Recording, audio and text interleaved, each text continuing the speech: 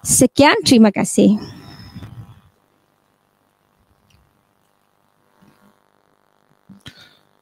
Okey, berbanyak terima kasih diucapkan kepada Cikgu Kuna di atas perkongsian beliau sebentar tadi.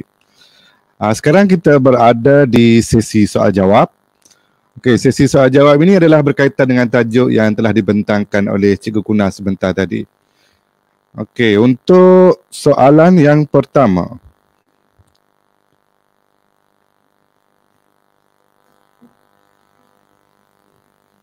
Okey, soalan yang pertama daripada Wan Abdullah Akili bin Wan Jusuh. Okey, soalan beliau adalah apakah tips terbaik menyediakan penulisan kajian tindakan yang berimpak tinggi berdasarkan pengalaman Cikgu Kuna? Okey, silakan Cikgu. Okey, terima kasih. Okey, terima kasih kepada Cikgu Wan Abdullah Akili yang bertanya. Okey, pada pendapat saya lah ya, penulisan kajian tindakan yang berimpak tinggi ni sebenarnya kita perlu juga melihat penulisan-penulisan lain, contoh-contoh kajian tindakan yang dijalankan iaitu kajian-kajian lampau ya. Jadi di situ kita akan dapat mengambil contoh kajian tindakan daripada guru-guru yang telah jalankan. So kita baik pulih ataupun tambahkan penambahbaikan untuk kajian yang kita jalankan. Dan semestinya kajian tindakan yang baik ini mesti berdasarkan keadaan anak-anak pelajar kita. Jangan hanya ambil daripada internet, tiru dengan bulat-bulat lah. Sesuaikan dengan keadaan anak-anak kita di sekolah tersebut.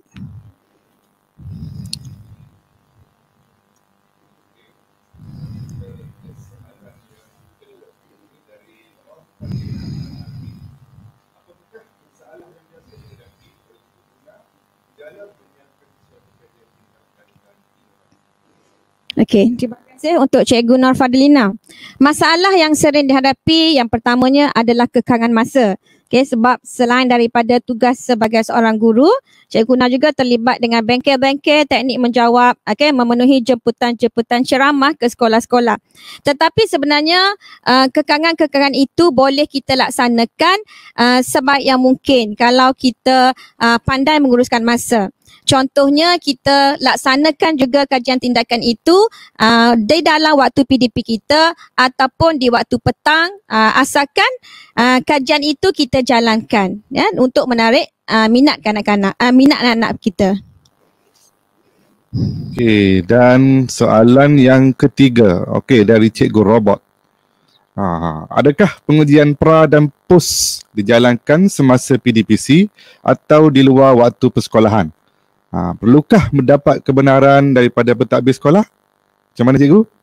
Okey, terima kasih untuk Cikgu Robot. Special nama ni ya.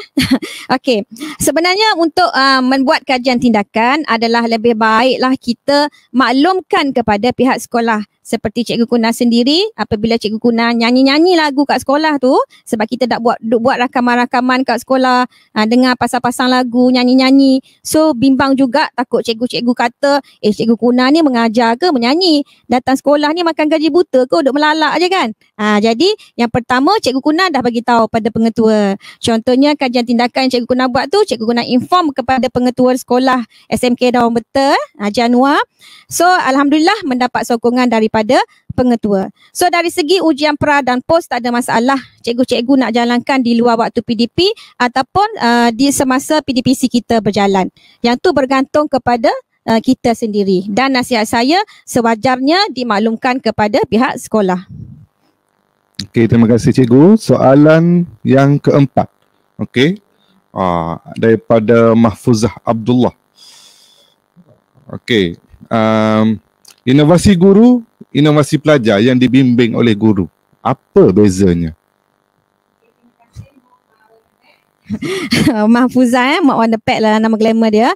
Inovasi guru, inovasi pelajar yang dibimbing oleh guru. Apa bezanya? Maksudnya apa soalan ni ya? Memanglah inovasi ni kebanyakannya kita buat inovasi macam Cikgu Kuna lebih kepada kajian tindakan untuk menyelesaikan isu tadi. Contoh dalam pengajaran Cikgu Kuna dapati anak-anak contohnya yang beraras rendah, tak dapat menyelesaikan set apabila digunakan teknik nombor. Okey, menyenaraikan nombor. Masih ada beberapa pelajar yang lemah. Jadi di sini Cikgu Kuna cuba bantu daripada isu tersebut. Cikgu Kuna cuba ciptakan satu teknik untuk menyelesaikan masalah mereka. Jadi teknik itulah terhasilnya inovasi tersebut. Jadi inovasi itu adalah memang bimbingan daripada guru lah untuk membantu anak-anak pelajar menyelesaikan isu tadi. Okey, kita ke soalan yang terakhir daripada Mansur. Ada dua lagi soalan. Okey. Apakah halangan yang biasa berlaku dalam kajian tindakan berdasarkan pengalaman cikgu? Okay, terima kasih Cikgu Mansur. Halangan yang biasa berlaku dalam kajian tindakan, kalau bagi Cikgu Kuna, yang pertamanya, masa nak jalankan kajian tindakan tu tak adalah halangan sangat, tetapi masa dalam proses nak menyiapkan laporan, report tu yang ambil masa sedikit. Masa nak jalankan kajian tindakan tak ada masalah sebab kita sebenarnya mengajar anak-anak pelajar. Walaupun kajian tindakan ini dijalankan, sebenarnya kita boleh jalankan dalam PDPC kita di dalam kelas tersebut. Kita masih menjalankan pengajaran kita, bukan bermakna kita tinggal kelas. Okay? Jadi tak ada masalah. Dari segi nak jalankan kajian tindakan tak ada kekangan sangat. Cuma mungkin kekangan daripada penulisan report yang kita nak hasilkan, evidence, itu sahajalah. Itulah kalau dari segi kekangan diri saya sendiri semenjak menjalankan kajian tindakan adalah untuk menulis report lah, untuk mencapai report yang terbaik lah, berkualiti. Okey, soalan seterusnya. Okey, Eric dari Eric Exodus. Cikgu Kuna kena sediakan borang konsen tak untuk pelajar kalau nak publish muka dia orang kat YouTube atau mana-mana laman sosial? Okey, agak menarik. Okey, terima kasih Cikgu Eric. Okey, sebenarnya memang kena sediakan ya, sebab memang tak boleh kita nak publishkan muka anak-anak pelajar kalau kita buat kajian tindakan ya, sebab mereka sampel kajian. Tetapi sebab tu masa nak publish tu, Cikgu Kuna tak nyatakan sebagai kajian tindakan ya, Cikgu Kuna nyatakan sebagai didik hibur. Maksudnya satu proses PDPC kita. Jadi masa Cikgu Kuna sharekan di dalam YouTube, memang anak-anak pelajar pun bersemangat untuk di-sharekan dan memang permintaan mereka untuk menyanyi secara live, untuk dirakamkan dan di-upload ke YouTube. Jadi sebab tu tajuk channel Cikgu Kuna yang Cikgu Kuna upload tu bukan di bawah tajuk kajian tindakan lah. Cikgu Kuna buat di dalam tajuk PDPC di bawah didik hibur sebagai salah satu aktiviti di dalam kelas. Okey, kita masih ada lagi soalan.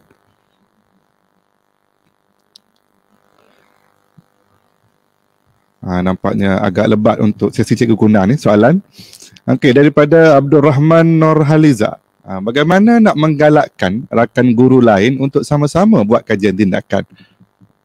Okey, terima kasih Cikgu Abdul Rahman. Okey, nak menggalakkan guru lain untuk sama-sama buat kajian tindakan yang sebenarnya rasanya kita kena jalankan dulu. Macam Cikgu Kuna kat sekolah, macam tu lah kita buat kajian tindakan. Contohnya masa nak merakam lagu tu, rakam je lagu, pasang video. Jadi cikgu-cikgu lalu tu macam tertanya-tanya, buat apa kan dalam bilik, pasang-pasang lagu kuat-kuat. So kat situ kita cakap ni buat kajian tindakan. So cikgu-cikgu pun boleh tengok. So kajian-kajian tindakan ni sebenarnya kita juga boleh sharekan selain daripada panitia kita kepada rakan-rakan guru. Kita boleh sharekan dalam laman-laman sosial kita.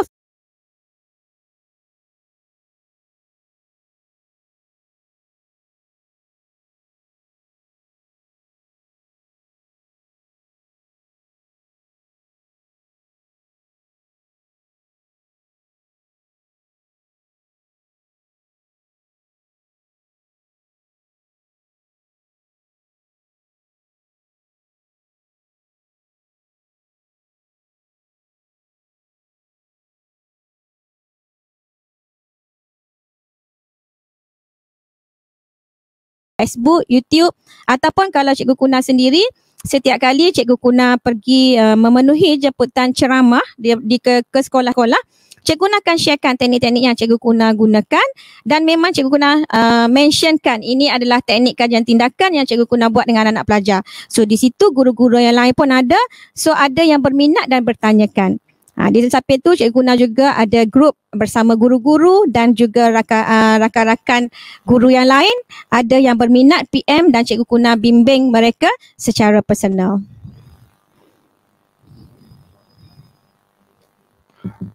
Okey.